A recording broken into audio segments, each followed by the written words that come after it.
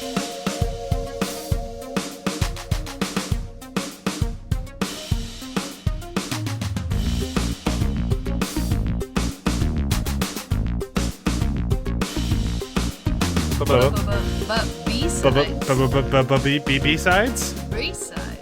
B-sides in his house. B-side in this is... B-sides in the B house. There's no one with the B things in this movie. Nope. The bees. Not the bees. I'm out of this one. Hi, and welcome to Behind the Hype with me. As always, Brian Dressel. With me, as always, Jimmy Darso. Hi. And Jonathan Hardesty. We really tried this time, guys. I'm trying to think of a character in this that starts with a B or an I'm trying to think of B any or character anything. names. Like, No. this one. Okay, so cards on the table. Very beginning of the final episode of B-Sides month. I fucked up. B-Sides was a bad plan. I know that now. I could have admitted it halfway through when I was pretty sure this was a bad plan, but no, I had to begrudgingly stick to my guns and get to the end of it, which we did with possibly the best one that we've done this whole time, which in any other month would be far and away the worst. But here we are. Yeah. John Carpenter B-side this month or this week with Ghost of Mars. We could have watched Vampires. Could have watched Vampires. I mean, we could have watched The Ward. We could have watched. I mean, a whole bunch. We could have watched a lot of different things. But we went with what we went with, and you know what? Live with those decisions. When the plane is going down this fast, you just gotta push the throttle forward and just crash this thing. Yeah, and that's what we did with Ghost of Mars. It's like, all right, fuck it. We're just going with one that is universally renowned as a bad movie. Ice Cube has said this is the worst movie he ever appeared in. I'm sorry, Ice Cube. I know you're a big fan of them. You're on Instagram constantly about them, but the sequels to Friday, they're not good. I'm sorry. Sorry, everyone. I'm sorry. I don't like them. Anyhow. Oh, man. This would be the easiest movie in the world to break down. We could even do like the 30-second breakdowns with this one. We'd have like 28 seconds to spare. So this movie, you got a train. Yep. And you got these cops. Yep. Uh-huh. And at the beginning of the movie, a ghost train comes into the station in some major city. And they're like, the only passenger is this blonde lady. I guess she's a cop. We should talk to her. All right. And then she goes to her interview, which kind of looks like she's on trial, but she's not. And she recites her story about what happened. What a story it is. The story starts on the train. And the train goes to this mining town where all they have to do is cheat, lie, fuck hookers, and something else. Terrible line. That's actually what they said. And once they get there, the train disappears for some reason. We don't know where they went. North, I guess. Whatever. And everyone's gone. Where'd everyone go?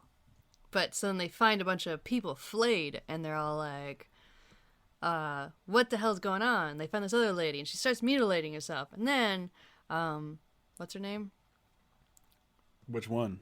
The boss. Pam Grier? Pam Grier runs away after a person doesn't tell anyone where she's going. She apparently gets her head cut off. And then Jason Statham sees all the crazies on the other side of the hill, where no one else can hear them, just on that other side of that hill. And then there's a scientist from a different town who's the one that released this red mist, and that stuff makes everyone go crazy. They self-mutilate each other, then they start killing everyone else. And then they all start coming after all the survivors, and Ice Cube's there. He was apparently someone that they were supposed to arrest because he was accused of killing people in this mess, but I don't really understand who accused him of killing anyone, because when he came about, the red mist stuff was already happening and everyone was already going crazy, so that doesn't really work for me. That's what doesn't work for you in this movie? It's a major plot hole of a movie that doesn't really even matter if it has plot holes, No, but that one's a really major one. Fair enough. Like, who actually arrested Ice Cube? because he goes into a room where there's already people flayed hanging from the ceiling. So shit's already hit the fan in this town. Who bothered to arrest Ice Cube? I mean, someone. And so then they're all like, where's the train? Get the train. And the train's like, I'm trying to get there. Where did you go? And North. Natasha Hendricks species gets possessed by the thing, but then they give her drugs, and she pukes out the stuff. Yeah, which never comes back. Yeah, and no one ever addresses that they have a cure. Like they have a cure, Yep. and the cure is drugs. Yep. And I don't know, maybe Dare really got into them, so they're like, even if the answer's right in front of them, they'll be like, it's drugs, we can't use it. And then they get on the train, and they decide they have to go back, which, you know, is always a wonderful idea. And it goes poorly, so more people die, and then they have to get back on the train. And there's an action sequence. And then it ends the exact same way that... Super Mario Brothers ends? I was going to say Resident Evil 2. Well, Where she wakes up, and everything's going to shit, and she has to go outside and fight everything. is that the end of Resident Evil 2? Maybe that's 1. Resident Evil 1. Yeah, Well- Resident Evil 1, she wakes up and she's in Raccoon City and everything's jacked up. Yeah, that's I'm right. definitely Right. going way more Super Mario Brothers, because it's the character from earlier in the movie shows up, who they've parted ways, we're not supposed to see him anymore, shows up unannounced with guns and says, I need your help. Yeah. Pretty much the same as Super Mario Brothers. Well, Ice Cube's guns are way shinier. They're too shiny. That shit's They're custom. obnoxiously shiny. To reference Resident Evil 2, that shit's custom. I would like to Oh, boy. say this is a movie Yep. with like no nudity in it, really, that I can think of. I don't think so. And it's usually a type of film that just has nudity for no dang good reason. And they didn't do that. Jonathan... Was that a complaint, Jake- or is that a praise? I'm not sure. Because... And the other thing that I want to note is Jason Statham is in this movie, and he doesn't kick anybody. Oh, that's true. He's not kicking. No, There's no he doesn't I mean, kick he was- anybody. He And was he's got a lot originally of hair. cast. Yeah, he does have a lot of hair. It's baby Jason Statham, but he was originally cast as Ice Cube's part. But then they bumped him to a different part because his name wasn't big enough yet. And Ice Cube was the bigger name at the time, Oh. which makes. I mean, it's 2001. Jason Statham wasn't exactly a household name yet. But to loop into the nudity thing, apparently you had told me that this was John Carpenter's attempt to make a really fun, new, campy movie. Yeah, Yet, it takes itself so seriously, there really isn't that much camp there. I mean, there is, but if you're aiming to just make a campy movie, you're too reserved, I Yeah. would say. There's an article I read actually semi-recently. I don't remember what movie it was talking about, but it was talking about just a camp in general. And it basically said, and I'm not sure if I agree with this, but I think it's a valid point of view, that no movie set out to be campy is going to be like a great campy movie. No. You don't get camp unless it's by accident, almost entirely. There's some truth to that. Obviously, you know, that's not a hard and fast rule, but I think there's something there. And if Carpenter was trying to make this super campy action horror assault on Precinct 13 / third fucking Mad Max type thing. I don't know. I was gonna go more Escape from New York, because this was originally the third Escape, and this was gonna be Escape from Mars, and it was gonna be Pliskin and not Jason Statham or Ice Cube. Like, there's a lot of things this was going to be, and then Yeah. it ended up being this. So like, I'm not sure if it's like, maybe he just didn't get the camp right. Maybe it was just like, I want to make this movie. All right, we can make this movie, but get rid of that. All right, you can make this movie, get rid of that. Well- All right, get rid of that. Get rid of that. And it's So like, then it's well, nothing fuck. that he wanted it to be. I guess I got this movie with some cool prosthetics, and I got to use miniatures. Oh, and they See, let me well- write my own score again. Yeah. I mean, at the same time, though, like on the other hand, I did kind of find every part of this really funny, and maybe it's just because I came into this with nothing, like no knowledge of it, other than knowing that the movie didn't do well. But every part of it just played so goofy for me, and you know, Yep. maybe it's not the right kind of goofy to get into the full camp, but every time something happened, and I was just like laughing at how ridiculous and stupid the leaps were. So, I mean, I guess the mileage varies there for me a little bit. Just that I kind of did see the camp, but I do agree that it wasn't in on its own joke. Yeah, I guess that's my biggest thing, is that it felt like it was taking itself seriously, but wanted to put on this facade of camp while still taking itself really seriously. It's like the person who doesn't want you to acknowledge that they're wearing eyeliner or something. Yeah, I want to look cool like a rock star, but don't talk about it. Yeah, and it's kind of weird, like, because there's moments of this movie that will happen that's like, there's no way this movie's taking anything seriously. Like when Clea, what's her name? Clea Duvall? Yeah. Yeah, when she gets her head knocked off, that is the most ridiculous fucking decapitation ever. Like, it's quite literally, she just gets saw blades chucked at her, and one connects with her neck, and her head just kind of pops off. The saw blades thing are amazing. Like, because there's no rhyme or reason to them. No. Those people were throwing them like frisbees. It was great. Yeah. And they're just cutting through everything like it's made out of, like a hot knife through butter. Just holy shit. There's some bones and muscle and a lot of shit in neck. You can't really just lop through it by chucking a serrated blade at it. Well, it's Mars saws. That's what it is. Mars saws. Yeah. It's kind of hard to say. That was very hard for me to say after I said it. But yeah, like, I agree. Like, it is a fun movie to watch because it's very stupid. And I imagine, like, a midnight showing with, like, a drunk audience, this movie would be a blast. But I've never seen it like that. I remember renting it when it came out and then watching it, now 20 years later and going, that's all right. Mm-hmm. All I really remembered from the first time that I watched it was the second run to the train. Not the first run to the train, but the second one when they all fucking die. Like, I remembered all that violence. But the rest of the movie I didn't really remember. Like, I thought, even going into this one, I thought, like, the main, Martian bad guy was, like, one of the original Martians. Like, he wasn't one of the ghosts. And then as you're watching, it's like, oh, no, they're all ghosts. Because, they're lizard people from back in the day. So these are definitely not human. Because he doesn't look like he mutilated himself. He looks like he's deformed of some way. Yeah, it looks like he's wearing a mask or something. Yeah, like, it looks totally different. That's one thing that I was disappointed in. I'm like, so if they're just really into self-mutilation, then you're suggesting, like, Hellraiser type stuff. But like Hellraiser, like Event Horizon. Like, I've seen this sort of thing done before. Like, they mention it, but then they really let it go. Because once they actually start fighting them all, they all just look like punks. They don't look like they've really done anything to themselves. Yeah, they're like punks with some extra facial jewelry. Yeah. It reminds me of that episode of Doctor Who where they go to the very end of the universe, end of time, where they meet the Master for the first time. Those, like, people with the filed down teeth. Like, that's kind of what I was thinking about the whole time as they came out of the woodworks and were, chucking saw blades. I was like, where's the TARDIS? Get to the TARDIS, not the train. Well, the Doctor would be very confused by these people. Like, oh, look at you. Run. They are not nice. There's no reasoning with these people. But there's also just kind of, like, weird... There's just weird themes in this movie. Like, we are clearly an invading force. Like, humans are, we moved into this planet and said it's ours. And the inhabitants of the planet are like, could you not?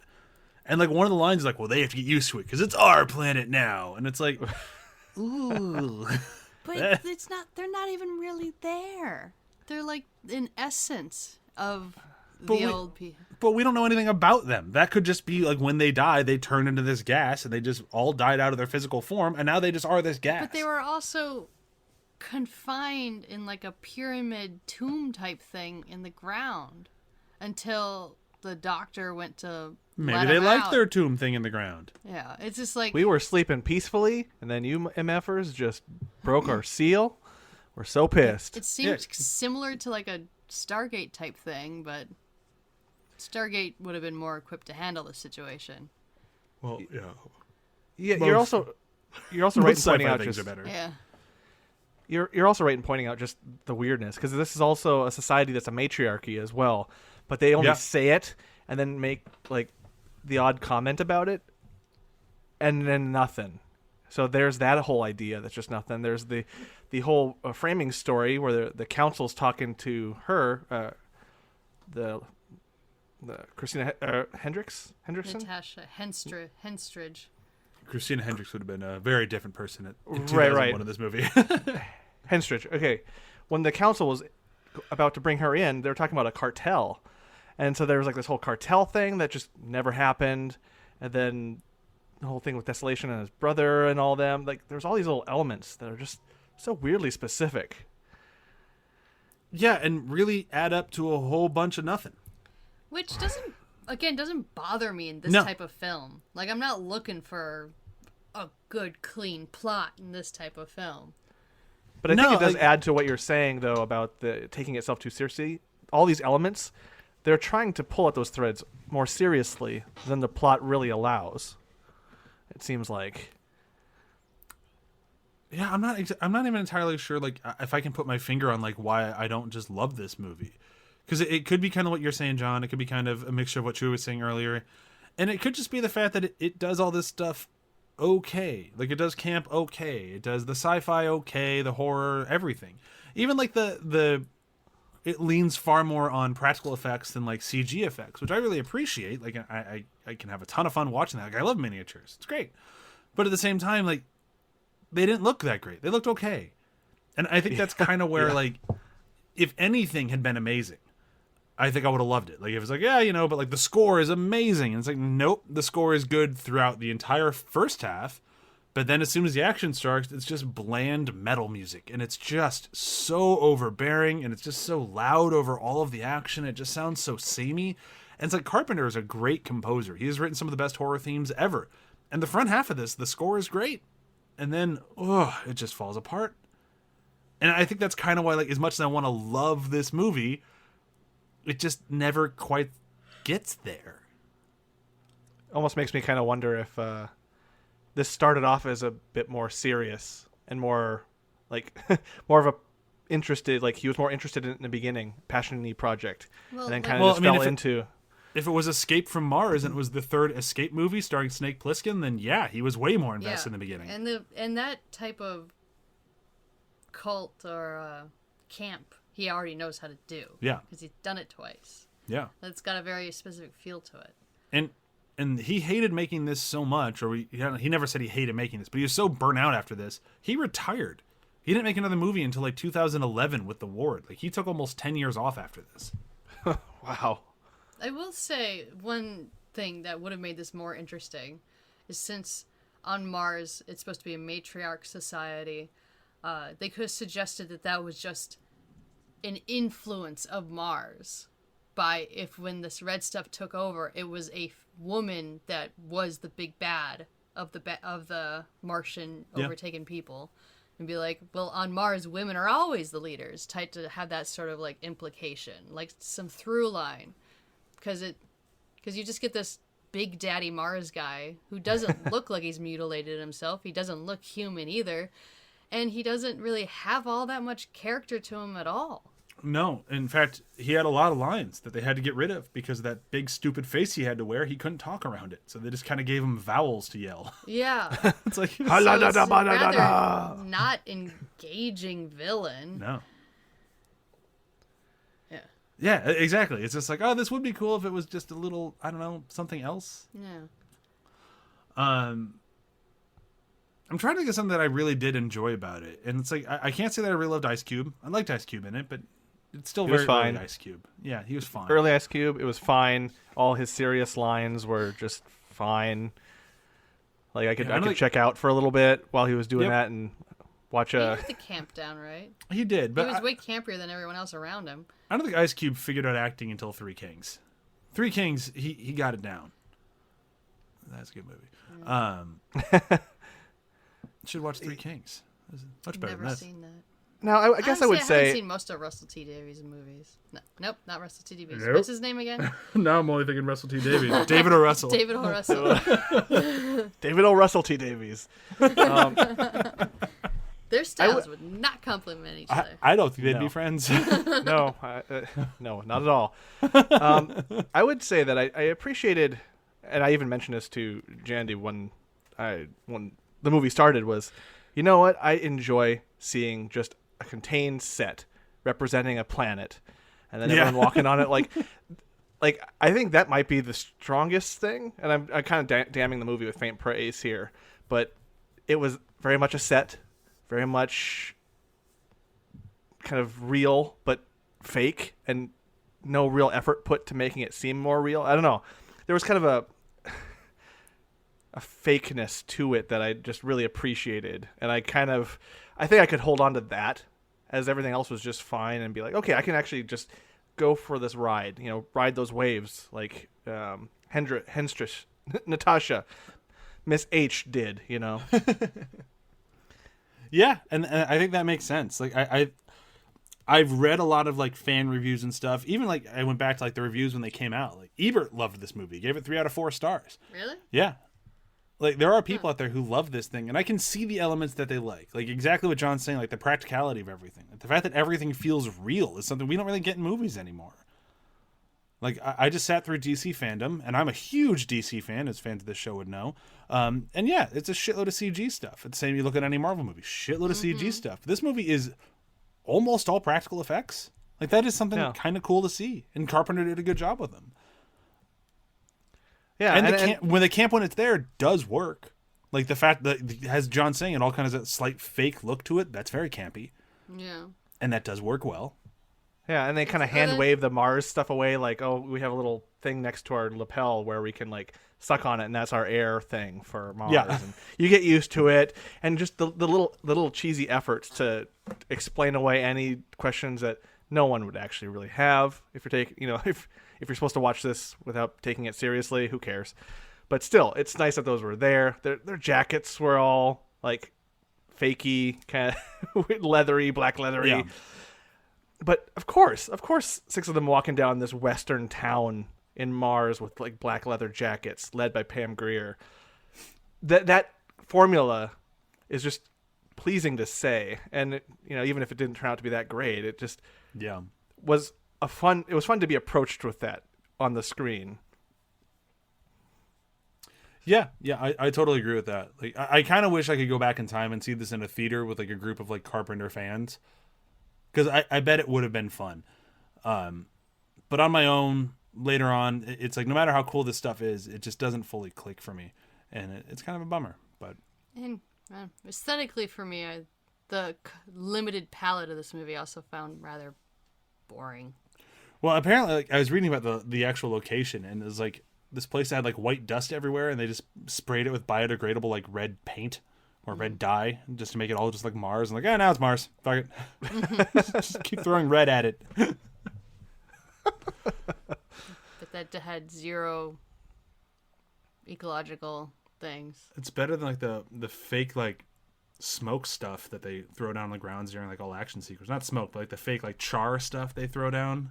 Char.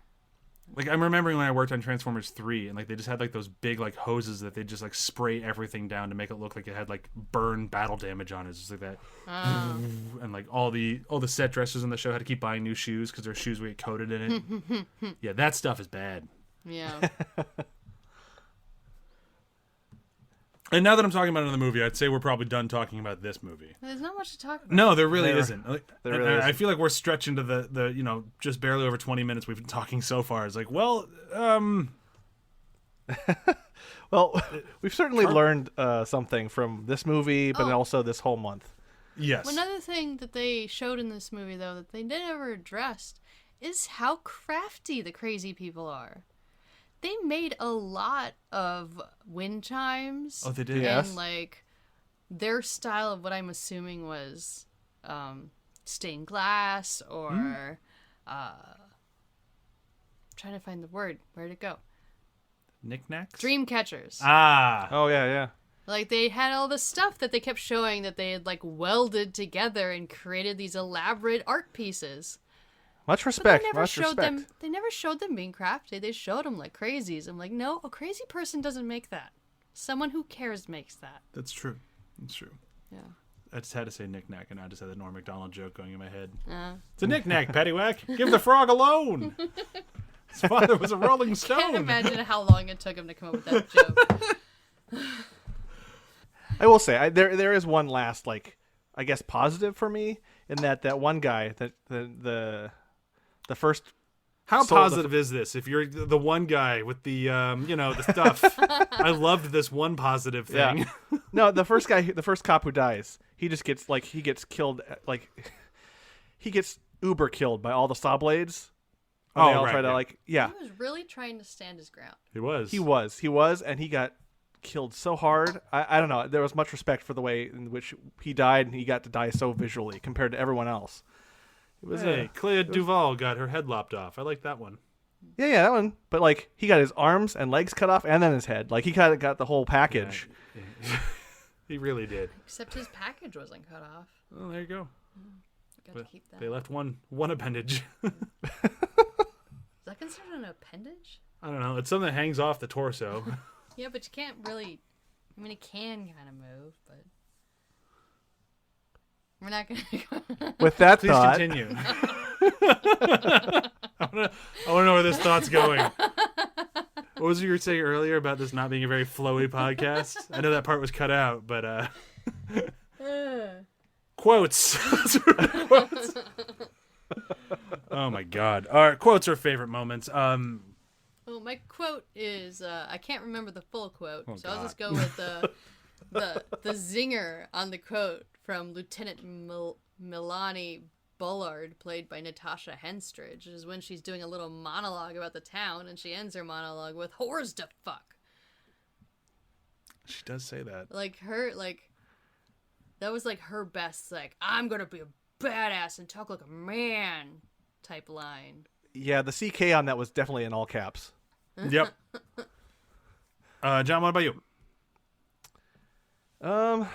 Let's see. I may have just mentioned it, where first guy gets all sawed up. That was just. It was fun violence. Yeah. I'm gonna go for the Super Mario Brothers ending, because it just completely negates like a third of the movie. Because the entire reason they take the train back is to go kill the ghosts with a nuclear bomb to make sure that Mars is safe. So they all go back. They'd all survived. They all go back. They blow up the ghosts. They all get murdered on the way out. And they make it back to Mars City 1, or whatever the fuck it's called. And nope, they didn't do it. The ghosts are still there. So, Because they tried to kill a metaphysical gas with a nuclear bomb. Like, yeah. Mm-hmm. because no one knows if it can kill it. It's a ghost. Shoot it. What? And yet no one thought Yeah, to bring a so fan. that's absolutely my favorite part. That would have been amazing. Like if, oh my god, like like you get like that first person mode, like when it turns into like the ghost and it's like floating around, like who am I gonna possess? Ugh. If it got into one person, they just hold up like a little mini personal fan. That would have been amazing. And not even like at the creature. It's like they're trying to fan themselves because they're too warm. Yeah. And he's trying to get into their ear or whatever, and it's like, I can't get in there. Whoosh, whoa. Whoa. And you just do this. That would have been amazing. That's Or it. just We're flies outside and it's just breezy out. I'm gonna go get somebody else. Ah! That's it. We're remaking it, and it's 10 minutes long. That'd be way more fun. And you go listed as fan video of Ghost of Mars, and everyone else just goes, There were fans? why? Well, that's great. Okay. We can call it a fan video because, yeah, the fans Oh. are what defeat them. Yep, it's a fan Oh, video. No. Now we just. Yes. What's his name? The Desolation trees. Williams? The trees?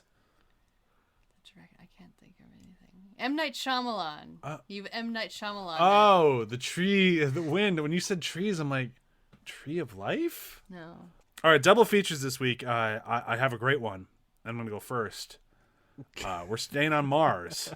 Because of course we are. And I'm going with the remake, specifically the remake of Total Recall. Oh, yeah. You got to get Colin Farrell, Kate Beckinsale, the other one, Jessica Biel. The other one. Oh, no. Forgot she was in that.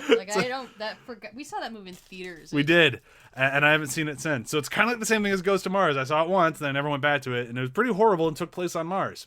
Double feature.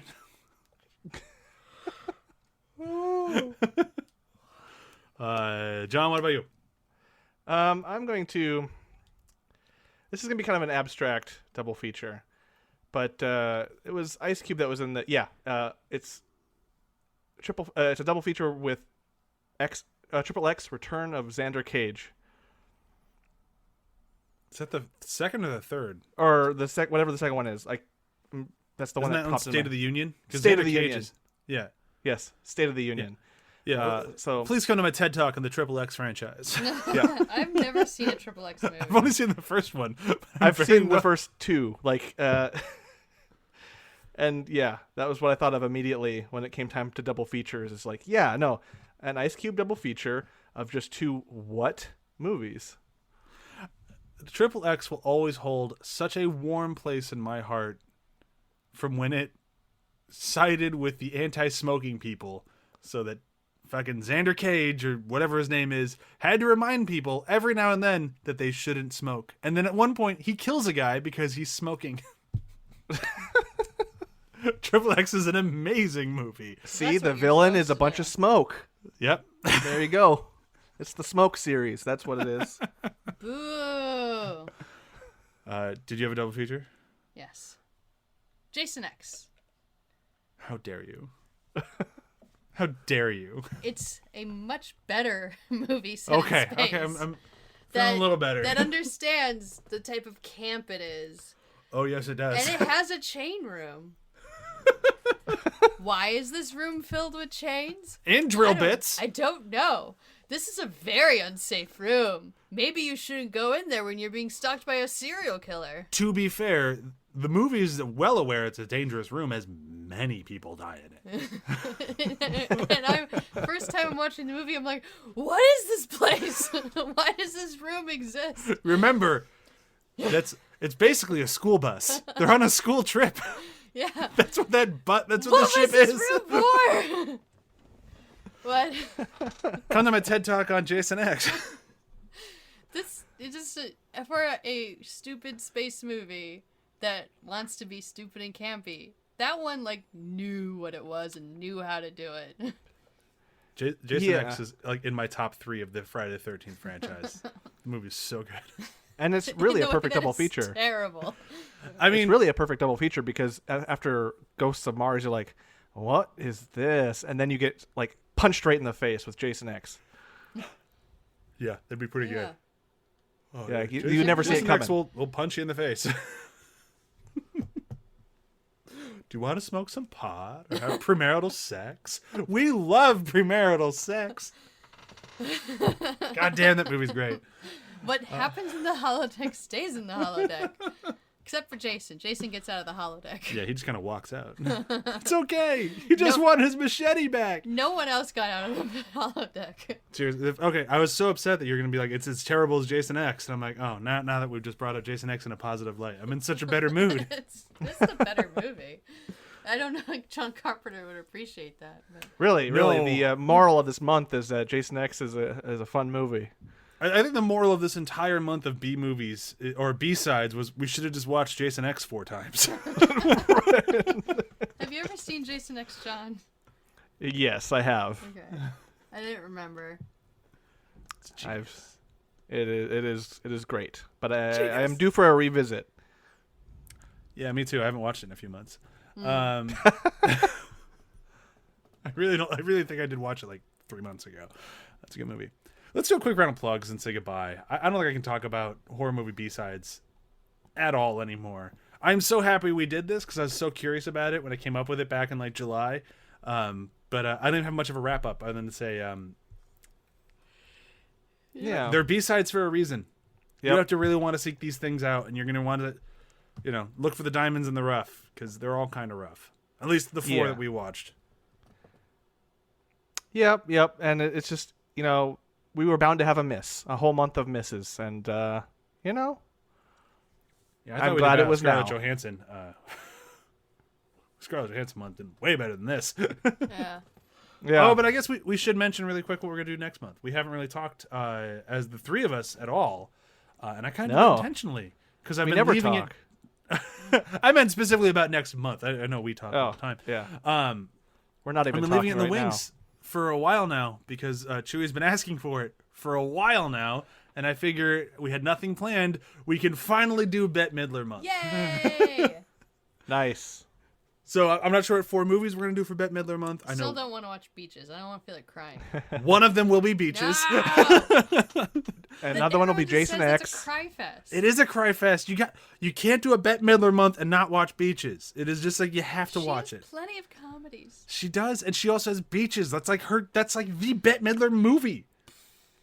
We have to do Beaches, and we probably have to do Hocus Pocus. And then we have to do... I wanted to watch... First Wives Club. Oh my god, it just keeps leaving my head everything I want to talk about. The Horrible People movie with John, where she's married to... Death Becomes Her? No! Ruthless People. Ruthless People. She's married to Danny DeVito. Odd Couple. Yeah, they don't like each other. No kidding. It's a That really is- funny yeah. movie. I look forward to watching. We might have just pulled out 3 of them right there. I guarantee Beaches is one of them, and if she wants to watch Ruthless People, should we pick the month? She gets to pick the movie. Yeah. We will Yeah. watch. There's 2 of them right there. Just don't know when. We'll figure it out. Let's do a very quick round of plugs. I know I said that earlier, but now we're actually going to do it. This show and every other show on the ATH Network. Be sure to check out athpod.com. Binge Buddies is still having a ton of fun with what we do in the shadows. Yeah, season 2 is doing great. Check it out. John, what's going on with Demon Days? We're back. Demon Days is back. We're going back to weekly as long as the episodes hold and stay in the can. We got an arc where all our heroes are in the Shadowfell, and that's going to be a big epic battle. It was great. We finally got to record back in person again, and just it's a great set of episodes. And you'll already have actually heard the first one, 88, last week, if I got my timey-wiminess right, and then 89 is this week. I believe you have your timey-wiminess correct. Yes. I believe. And if not, you know what? It's okay. You heard I'm okay. them. Yeah, you heard them. I believe nothing. I believe everything. But yeah, we had a great time. It was great and epic and just all sorts of character development and storytelling and stuff. And yeah, give it a listen. Lots of fun. All right. Thank you, everyone, so much for listening to our horror movie B-sides. Hopefully you enjoyed the ride. I definitely enjoyed taking it, even if I didn't enjoy watching the movies. Bette Midler month will be far more fun. I guarantee it. Bye. Bye. Bye. Bye.